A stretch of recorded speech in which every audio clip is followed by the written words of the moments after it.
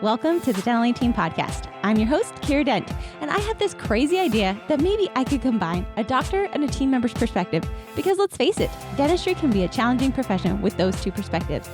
I've been a dental assistant, treatment coordinator, scheduler, biller, office manager, regional manager, practice owner, and I have a team of traveling consultants where we have traveled to over 165 different offices coaching teams.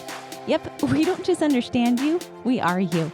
Our mission is to positively impact the world of dental, and I believe that this podcast is the greatest way I can help elevate teams, grow VIP experiences, reduce stress, and create A-teams. Welcome to the Dental Team Podcast. Hello, Dental Team listeners. This is Kira, and you guys, I'm so excited for Consultant Takeover. Guys, that was me attempting to sing into this microphone for you, and I hope you loved it. Today, Consultant Takeover, grab your pens, grab your notebooks, bringing in the heat today. And as always, thanks for listening, and I'll catch you next time on the Dental Team Podcast. Hello, Dental Team listeners. I'm so excited to be here again, back at it with Denae. I had so much fun chatting numbers with you before. I don't know when they're hearing this one. It might be before, it might be after, but we just recorded a numbers one, and it was so much fun. It was our first one together. This is our second, and we're just going to kill it today. Denae is coming to us from home. You were in Arizona for a couple weeks, so it was so random to see you back in your office space, which I love. And then I'm on the road now, so we flippity flopped, but welcome back. Welcome home. Arizona misses you. It's so weird that I didn't even get to see you because I was gone most of the time. You were in Arizona where I live and you used to live, but it was so weird to not see you while you were there. But how was your trip? Was it so fun? It was amazing. Arizona will always have a piece of my heart. I mean, I was born and raised there, so it will always be my home. Yeah, I agree.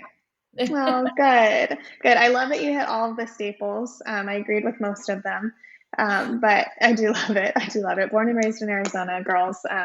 We're few and far between, but we have a home state love that just does not die. So I totally agree with that. Yep. Okay, today I thought it would be fun, guys, to talk a little bit about accelerated hygiene. I think there's a couple of reasons why it's top of mind. One is because, and we call it accelerated, it's assisted, accelerated, whatever you guys want to call it in your practice, double booking, however you want to label that. But one reason I feel like this is important right now is because there's a lot of transitions happening in teams right now for number one. I love accelerated hygiene, whether we're fully staffed or not, but there's a lot of practices right now that are not fully staffed. They don't have as many hygiene team members as they would like. And accelerated hygiene is an awesome way to make sure that we can still see our patients still meet production goals while we're short-staffed in the hygiene department. And then also, I have a lot of hygienists that I work with in practices all across this country that just love accelerated hygiene. I have one girl in Chicago. I hope she's listening. It's right outside Chicago. She will never do anything else, and she kills it. She loves accelerated hygiene. She loves her back and forth between her schedule and getting to see so many patients. She sees between 12 and 15 patients a day, and she kills it. She works 3 days a week. And it's just incredible. So I think there are a lot of reasons that accelerated hygiene can work in a practice and why implementing it would be smart and fun. But I thought before we even talk about implementation, it would be nice, Denae, for us to kind of chat today about some do's and don'ts, because I think the biggest thing that keeps us from progressing on an idea that we have is number one, the fear of failure. And the fear of failure, it comes from the unknown, right? Not knowing how do I do this? How do I implement this? What does it look like? What's the structure? And then on accelerated hygiene, I think there's a few things you need to make sure you don't do that I find just as important as the things that you do. So Denae, I know you've personally worked accelerated hygiene in some practices that you've physically worked in yourself, and then you've got some practices now that probably could use this. I just talked with a doctor today about some accelerated hygiene ideas because he lost a hygienist. So I know we're both working in practices currently and previously with that. But what are some things that you've seen personally that work really well? We'll start with do's. What are some things that you're you have to do this in order for accelerated hygiene to really work? Yeah. So I would say the first thing is you have to develop a protocol. Everybody in the office has to know how is accelerated hygiene going to be implemented in the practice. Over communicate it to your team, role play it with your team before you go live, with patients. So I would say number one, develop that protocol. Number two, train your team. Those are absolute must-haves. Another one is optimize your schedule.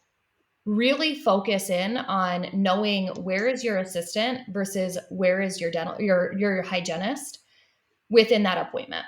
So optimize your schedule, develop that protocol, and train your team. I love it. So I love that. Thank you. I write notes, guys, because I will forget, and then these are our action items later. So no, I love that. So I think within the optimize your schedule, kind of knowing where everyone is, some key points on that I want you guys to do is to really look at what the appointments will entail. So number one, you've got to know how long are your recare appointments, how long are your new patient appointments, are we doing SRP and perio maintenances in there with accelerated hygiene as well? Like, what is that structure going to look like? And then how are you going to overlap them? So Denae, I don't know how you've done it. I've seen both work. I personally have implemented the 20-minute stagger. So we've got a 60-minute appointment and it's staggered and overlapped by 20 minutes at the start and the finish of each appointment. So there's about 40 minutes in between that it's just hygiene. And one thing that I've seen work really well with that, the other version is 30-minute staggers. Which is a little bit tighter. That's what my Chicago practice does. And she is on her heels all day, but she loves it. That 40-minute gap, though, really allows for the hygiene appointment to take place. So what that looks like then is the beginning of the day, that first appointment, your hygienist is going to start it, start to get that appointment really going. And you've got your 20 minutes in the beginning. She's going to do all of the pieces, all of the health history updates, all of the x-rays, anything that needs to be done there in that first 20 minutes. Then she's going to go ahead and clean the patient, do the recare appointment. And then at that point, she either finishes it out with the exam or she hops over and starts her next appointment. That's where you guys really need to figure out what Denae is talking about, is optimizing that schedule. That's where you need to figure out, okay, is my hygienist going to stay for that whole appointment? Do I want her there for exams or do I want her there for the beginning of the appointments? And there's, both sides have pros and cons. I personally like the handoff, right? The co-diagnosis from the hygienist to the doctor. I think that it helps patient care. It helps solidify that relationship. So my personal opinion would be that she completes that appointment. She does the exam while your hygiene assistant then starts that next appointment. X-rays, health history updates, seating the patient, getting them prepped. And then the hygienist comes over, starts the cleaning, does the exam, and we flip-flop and rotate that all day. So your hygiene assistant is on it. She comes in or he comes in, cleans the room when the exam is done. Once they've started that other appointment, comes in, cleans the room when the exam is done, and then the hygienist is in that second appointment, rocking and rolling. So I think, in my personal opinion, is you can do it either way. You can have it where the assistant comes in and does the exam with the doctor and your hygienist starts the next appointment. But again, you're going to lose some of that pass off of information. You're going to lose that handoff from the hygienist to the doctor over the patient, and your diagnosis might take a hit because you're missing that co-diagnosis piece. Denae, what do you like to see in that stagger as well? Is there something there that you feel like is like a do this situation? So I would agree with everything that you said, Tiff. And I would just over stress that there is a difference between overlapping your schedule and overbooking your schedule. And what's going to make that difference is it's the communication that happens within your schedule. So it's really utilizing the side of the schedule that will help you visually see where is my assistant versus where is my hygienist. So whether you decide to do the 20-minute or the 30-minute for the hygienist, really specifying, and that's all within the protocol, right? But I would say really specifying and knowing exactly where they are is truly going to be the difference between overlapping and overbooking your schedule. I love that. Yeah, cool. Okay, so let's skip forward to the don'ts, things not to do, which I think you led into that perfectly. I think a huge don't is number one, don't jump into this without a plan, without an action plan, and don't jump into this without a plan developed with your team and trained with your team, because then you're going to come at us and be like, you guys are crazy. This doesn't work. I hate it. just the worst. And then don't overbook your schedule. Denae, that was a huge point. There is a drastic difference in that, and really paying attention to what the patients need. So that leads back into something I suggest for all of my practices, all of my hygienists. When you schedule the recare, schedule what they need. So if you know you didn't take x-rays today and they're going to need x-rays next time, put it in the appointment. Because when we're building out a schedule, especially when we're doing the staggered accelerated hygiene schedule, it's going to be really fantastic to know what we're coming up against. And that's how you're going to add in things like perio maintenances and new patients. Things like that can be put in there when we know exactly what our patient needs. So schedule for what they're going to need next time. Don't just rush through and throw it on the schedule. Whether you're doing accelerated hygiene or not, I implore you to do that, because it will help build out your schedule correctly. So don't overbook. That's huge. Schedule correctly. That's going to help you not overbook. Don't jump into accelerated hygiene without an action plan. And don't jump into accelerated hygiene without a dedicated assistant. A lot of practices will do this where they say, oh, well, I've got 2 assistants for my doctor, so I've got plenty of space for it. Well, technically, you need 3 assistants, because if you're a double assistant doctor schedule, they're not always going to be able to jump over to hygiene to do the x-rays, to do the exam, or to turn those rooms over. And then we're in a pickle over in hygiene, and your hygienist hates accelerated hygiene and feels overworked. So don't jump into it without a protocol. Don't overbook, and don't jump into it until you're staffed and equipped to handle accelerated hygiene with dental assistants, which tend to be a little bit easier to find and a little bit easier to train. On the accelerated hygiene is much easier to train than finding a hygienist if you're doing this because you're short-staffed. So Denae, what other don'ts do you feel like we can pop in there for them? So to piggyback off what you're saying with make sure you're fully staffed, don't jump into it until you're fully staffed, but also doctors, I'm talking to you, don't pull that third hygienist or that third dental assistant into your schedule because you can. Know that they are there to help your hygienists, and they are not there to help run your restorative schedule, because it's so easy for you guys to lean on them because you can.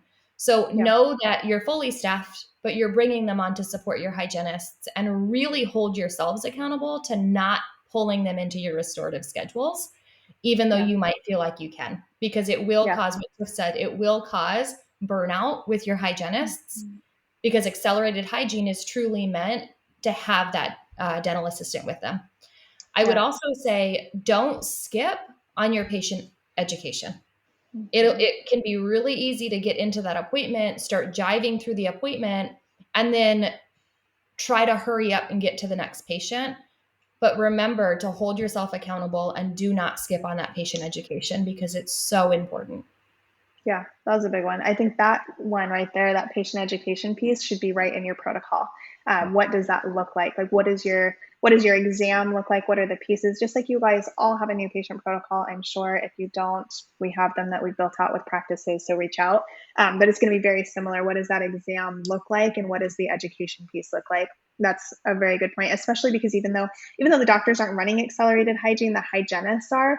They tend to feel the stress of it, right? You get like that anxiety, right? And you're just like, we're running. It's kind of like when you have like a ton of stuff to do on your day off and you're doing all your to-dos, you get in that sense of like, go, go, go, go, go. And so doctors will come into that energy in the room, and then all of a sudden they're rushing through as well, and they'll miss those pieces. So I totally agree. I love that. Okay, guys. So accelerated hygiene can work. It can be really fantastic. And if it's for your practice, then do it. If it's not for your practice, take some of these tips and take them home anyways, because some of these things can work for non-accelerated hygiene as well, especially when it comes to the scheduling and making sure that you guys are fully prepared. So action items for today, because we will always leave you with action items when we are done with our back and forth communication here. Build a protocol, you guys. If you're going to implement or consider implementing accelerated hygiene, figure out what that looks like for your practice. So build a protocol, wrap in there, how is it going to be implemented, and how are you going to role play and train it? So figure that out, schedule the meetings. I love the patient education piece. So build a protocol that says what it is, what it looks like, how's the schedule going to go, how will it be implemented, And then what does the exam and the patient education piece look like? What are the expectations of that appointment? Optimize your schedule, you guys. Know where you want people to be. That expectation set for your hygienist and your dental assistant will change the game because there's never a question. If your hygiene's going to be there for the exam, your assistant knows she needs to grab that next appointment and start them. Make it simple. And then third, our last piece, you guys make sure you have a dedicated assistant to that role that stays dedicated to that role. It's insanely important. Because it's just going to keep everybody happy. And if you've got a happy team, it's kind of like happy wife, happy life, right? You've got a happy team, everything flows so much better. So go take these home, figure it out. Denae, do you feel like there's anything I missed on the action items that they really need to, like if you missed this piece? I don't think so. Sweet. That's why I take notes. Why I take notes, guys. So this was awesome. Denae, thank you for helping with this. I knew you have some awesome ideas. I truly appreciate your brain. And I know that your clients do as well. I think you're killing it. And you're just bringing a whole new sense to Dental A Team. And you fit in so freaking well. And I just have to love on you today. I'm so happy that you are here and that you're with us and that you're willing to do this podcast with me today. So thank you. I truly appreciate you. Thanks, Tiff. Yeah. Of course. All right, guys, go figure this out. What are you going to do? Or what are you doing? If you guys are out there and you're like, you know what, I do accelerated hygiene and I kill it and I have some ideas that you guys didn't come up with, let us know. Drop it in a review, you guys. Leave us a 5-star review down below and drop some of those notes in there, because when people listen to this and then they look at those reviews, they can smash all of those things together. Or if you're like, hey, this is going to be great for my practice, let us know. Drop us a 5-star review or email us over at hello@thedentalateam.com. We cannot wait to hear from you guys. Have a great rest of your day. And that wraps it up for another episode of the Dental A Team podcast. Thank you so much for listening, and we'll talk to you next time.